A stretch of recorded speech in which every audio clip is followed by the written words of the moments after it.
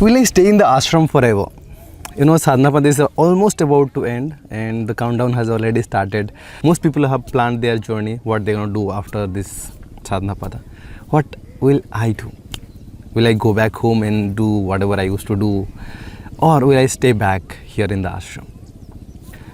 Well, if I talk about that, then I need to go back a little bit to my past, where when I was young and when I was growing up, everybody, whenever I used to see any people who were very much successful in their life, we used to see them in a different perspective. I mean, लगता था कि they are ना बड़े लोग हैं वो. So irrespective of the fact that कि आप भी एक इंसान हो, वो भी एक इंसान है, हमें ना वो बड़ा लगता था हमेशा से. But slowly after graduation, when I came in contact with a lot of people who are very much successful in their career, in their path, I saw them like crorpatis, crorpatis, millionaires, people, I have seen them. And after seeing them, I did not feel the same that I used to feel. वो हमेशा से same ही लगे मुझे. Because the way they talk, whatever, like the kind of mindset that they have, mostly I find myself like, I can do this. This is the mindset I can accumulate, or I can gather, or I can build. Or in fact, I found myself that yes, I am very much capable of being the same as they are. It's just that the number in their bank account is different and number in my bank account is different. But apart from that, whatever they are, the way they behave, the way they react, and the way they approach towards everything, I felt myself that maybe I can do better than them. But then something happened to me when I came to the ashram. When I first heard about Sadhguru, when I first watched Sadhguru in YouTube videos, instantly I knew that this man has something, this man knows something that I did not know. And slowly I tried to understand that how he is speaking, and whatever he is speaking, where he is gathering all that knowledge. Because whenever he used to speak something, he used to always shake my fundamentals, all the things that I have already gathered up in my mind, already thought in my mind, this is the thing, this way. But whenever Sadhguru speaks about it, he completely washes out the fundamentals and he builds new fundamentals within me. So I always was curious about that उनके पास knowledge आता कहाँ से, and where he is getting all this knowledge from.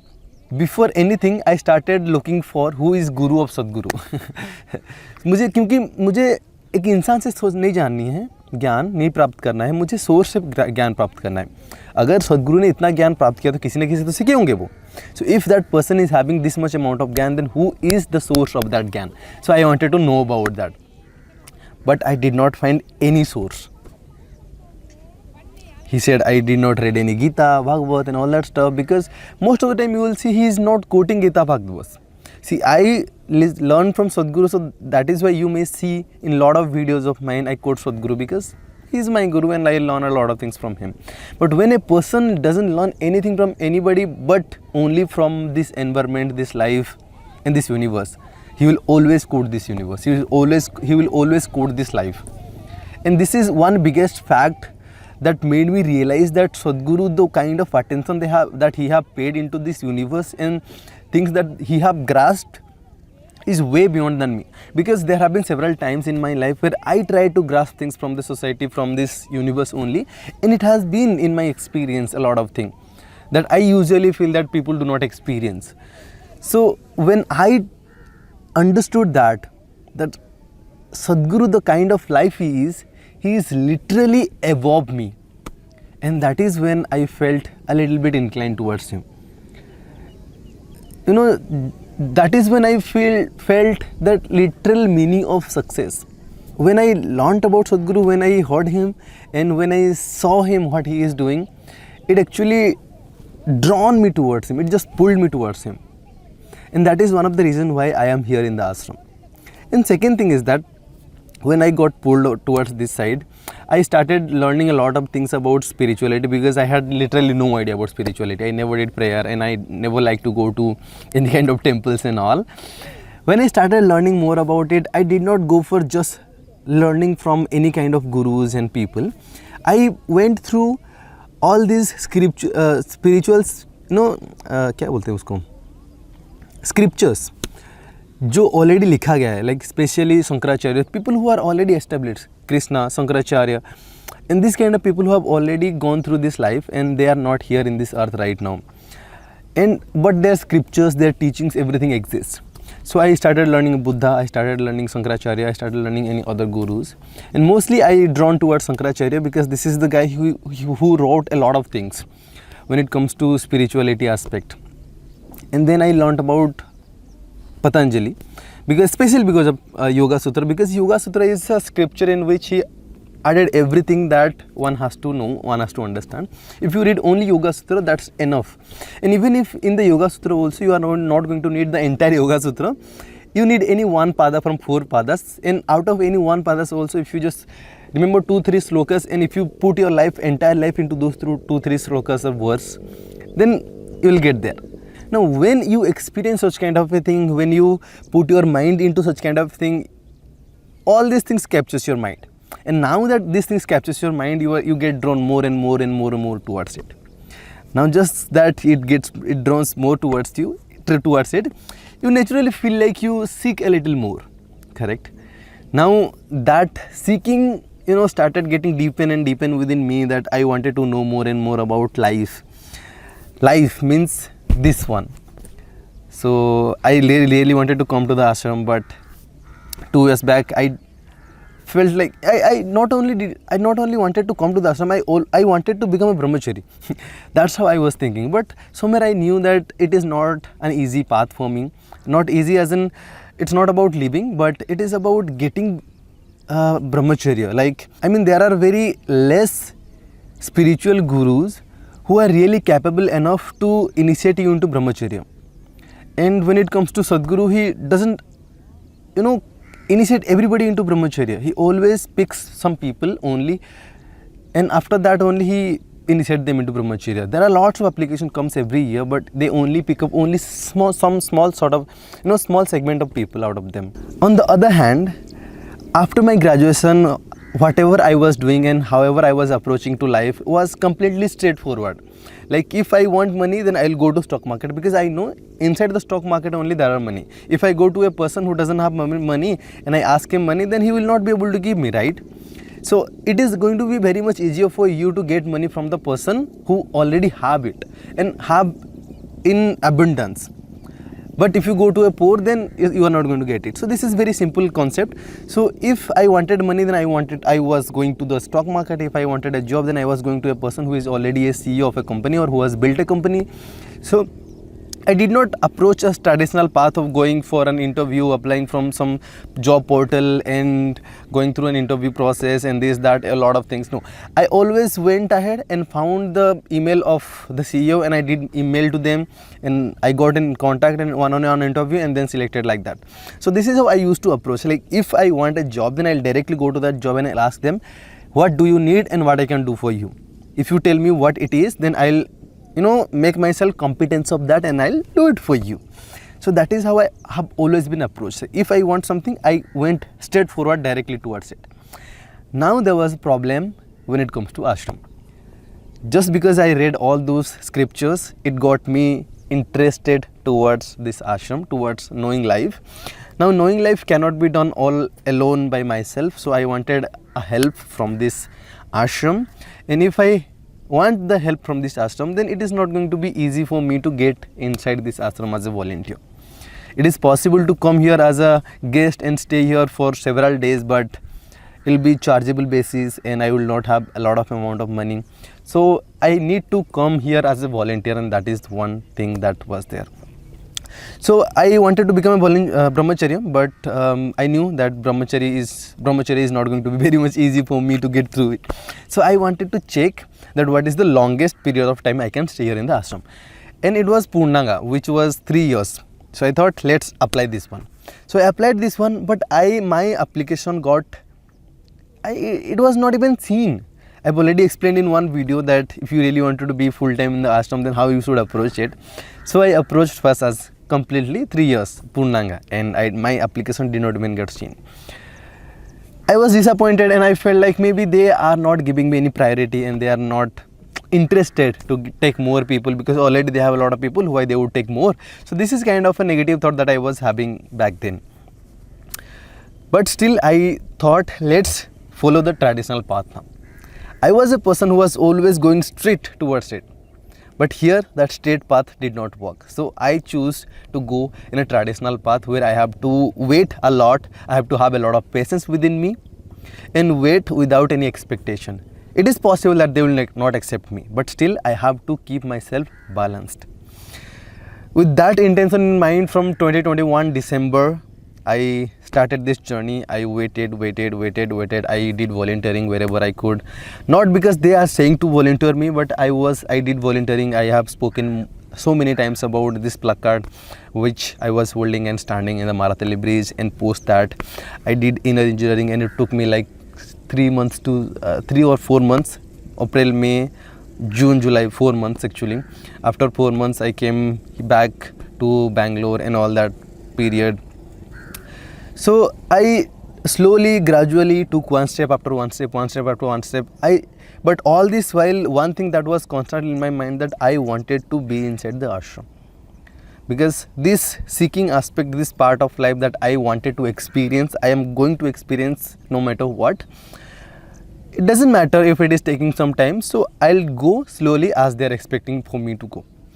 And I still remember the first time when I stepped into the ashram in Lingasibha in last year October. I came to the ashram, and that one day when I stepped into the ashram, whatever I saw in the ashram, it just blew my mind. That instant moment I knew that it is not something that I could create in my entire life. Since the beginning of my job career after leaving the graduation, I have always been thinking about that how can I make people's life better, how can I make society better, how can I make education system better. So when I used to think like that, making something better, I used to think of a kind of environment that I want to create where I could incorporate this education, I could incorporate this Kalaripaitu, I could incorporate this Indian culture, I could incorporate all that thing that is essential for a human being to learn. Not only this informational garbage, but something that is very much transformational for people. Like learning about how to cook food, learning about how to grow food is as essential as learning about how to earn money. Because unless and until you learn to how to cook food or how to grow food, it is not going to get you in touch with earth. And if you just get in touch with earth, it can transform you from within in a huge different way. So I wanted to bring those kind of a thing inside this educational culture, and I was thinking all that thing on my own. But whenever I used to think, whatever I used to imagine, and the kind of culture that I was thinking of building inside a small group of people, here in the ashram I found it way better than I could ever imagine. Forget about creating. What I was imagining to create was literally difficult for me. But what I saw here, what Sadhguru has created, it just blew my mind. Because I could never even imagine what he has already created. It has happened now.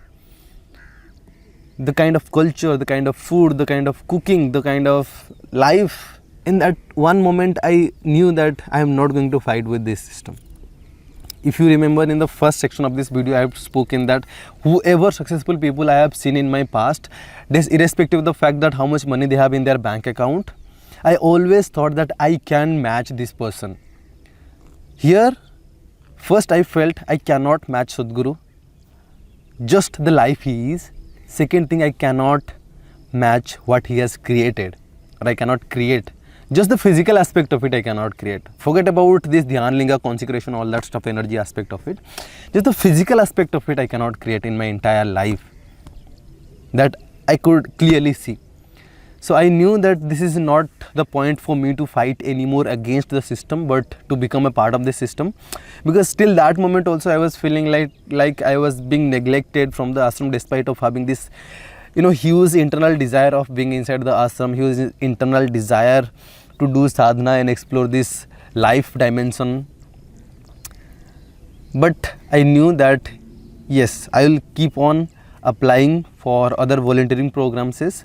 I'll keep on being in touch with them. I'll make sure that I'll get a single seat for me. Because now I did not have to create a huge thing. I just wanted to have a single seat for me. Now that they are building a huge organization, then definitely they will have people coming and going here and there. Lots of people will come and lots of people will go. I just wanted to create one small space for me, which will definitely be there, and I wanted to keep that space for me. And I will go through whatever challenges, whatever problems and opportunity that is coming in my way, I'll go through, but I'll make sure that sports remain with me. Slowly, gradually, I'll take the steps so that I can go through this Purnanga and Brahmacharya, and it will be very, legitimate process, normal process. I do not exploit their way of transforming people. I wanted to go through as it is, as they are planning. So after Sambhobi, I applied for Sadhanapada because I knew the Sadhanapada is the only program which goes for 7 months to 8 months. Now if I go for Sadhanapada and I completed the Sadhanapada with complete sincerity, like going to the sadhana daily, doing sadhana dailies and following the guidelines they are asking us to follow, and if I go through the Sadhanapada journey, then I can build some sense of trust, and this sense of trust with which I can apply for Purnanga and I can stay here in the ashram for a longer period of time. Now if I can stay here for a longer period of time, then I can become Brahmacharya for I can become, there is a possibility that could open up for me as well. Now so far it is very much clear and visible is that I always wanted to be in the ashram forever. But does that mean I will not go at all? Well, there is one more reason that I have not spoken about it. Initially when I get in touch with Sadhguru, I wanted to experience this life dimension. But I never thought about I will be staying here in the ashram. And just because I saw the ashram the way it is, I felt like maybe I should stay here forever. But I knew for a fact that I was interested not because of the ashram. Because the environment aspect of it, I can create anywhere. Just a small piece of hut and it will be just there. I was here because of Sadhguru, because somewhere I felt like this guy knows something. This guy knows something about life that nobody knows, right? If we talk about Samyama, then right now on this entire planet, there is no other person than Sadhguru who is giving or who is offering Samyama. And if you have read Yoga Sutra, then you know what Samyama is.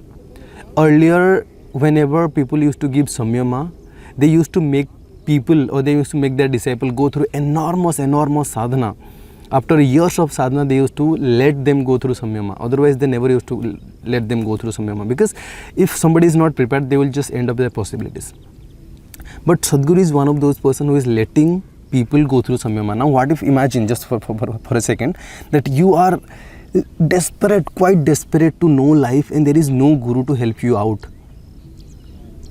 You have no way to go because you do not know what to do. The same thing that a guru can teach you in 5 minutes, if you try to explore it by yourself, it can take 50 years. This is how the spiritual life is, because you are stepping inside a dimension where you have no idea. Every single step is completely filled with darkness. How do you know? How would you know? Then that is when this man comes into picture, because this is the only man right now on this planet who is offering Samyama. Definitely there are so many people who are accomplished gurus out there, but they are not offering that. Even if they are offering, it's very much limited way to some limited people, which I am not aware of. Now since this person is giving it, I really wanted to experience that out. And right now, despite of the fact that I know I am not completely prepared towards Samyama, not I'm talking about the physical aspect of it, that my body is not prepared, my back is aching and all that stuff. I'm not talking in that sense, but I'm talking in that sense like meditation wise as well. When you sit for a longer period of time, how long you can sit? Are you really close to Samadhi? If you are really close to Samadhi, then Samyama can just take you out. But if you are not really close to Samadhi, you are just sitting like this and thinking so many things, and you are not really prepared as per that, then in Samyama also you will just go a little deeper, but you cannot experience the Samyama by itself. So this is one of the reasons why I wanted to come to the ashram, because I felt Sadhguru has something to offer to me at least.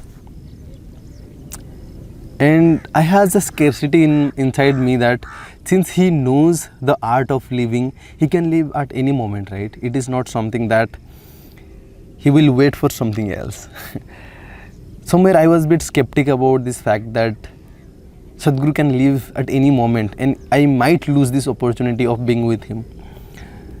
And that was the biggest reason of me, because of which I came to the ashram. Otherwise, I had a few here and there, a lot of plans, not a lot of plans, but here and there a few plans which I was about to do, but I was so desperately into it that I was calculating literally ki if I start from 2021, then 2022, 2023 will go in just building this trust with the community. Then from there, if I become a full-time volunteer, then 4 to 5 years they take to make someone a brahmachari. So 4 to 5 years is in 23 to 29, 27, 29. Yeah, 29 maybe. Till 29, I think it will just go like that. And after 29, they might initiate him to brahmacharya, and that is how I could come in the closest proximity with Sadhguru. And this is what my biggest plan was. And I only wanted to become brahmachari because I wanted to know this life. And if I try it by myself, then I cannot do it on my own. But if Guru gives me a ride, then something can happen for sure. So this was the first plan of me of coming to the ashram. Now somewhere where now that I'm here in the ashram and I'm creating this kind of videos, I was working, doing my sadhana, and apart from that, whenever I used to get time, I did my seva and I started creating these videos. I also simultaneously have a wish to get some of the people like you who are constantly watching me and who are constantly desiring to know something more about life, to go beyond about life. I wish to help in any possible way that I can do. So in that aspect, sometimes I think that people who are not aware of is there something spirituality exists, people who are just only doing whatever they have been asked to do, I wanted to always create something, some sort of a aid for them, as I was talking about this life in which people can learn about this yoga, people can learn about growing food, people can learn about science aspect, people can learn about so many things, a small kind of school that I was thinking about to create. So in any way, if I could help any humankind, then this is also has been a part of my mission or part of my goal. So I always wanted to do that. Whenever hear people say about their compulsions of how they are feeling compulsive towards materialistic things, how they are feeling compulsive towards food, I always feel compulsive towards creating something for humanity, creating something for this world.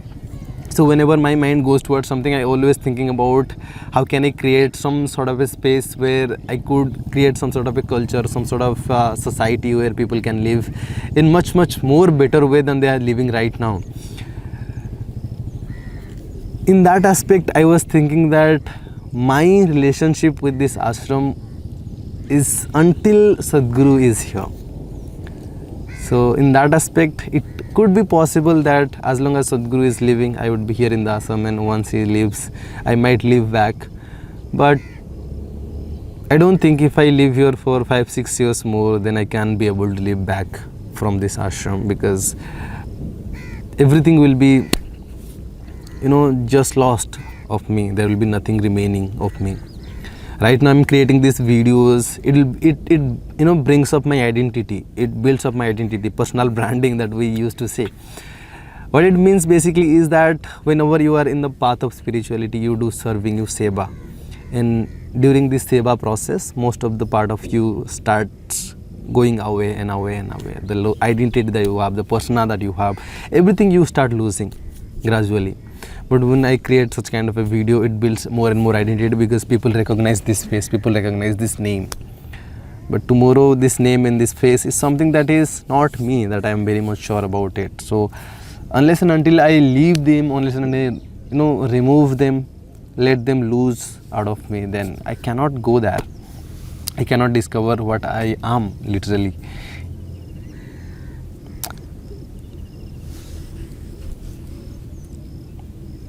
So for now, I think I will be staying here in the ashram. But most probably, if I feel like I can create something for this world, then I'll certainly go back and I would try to create it.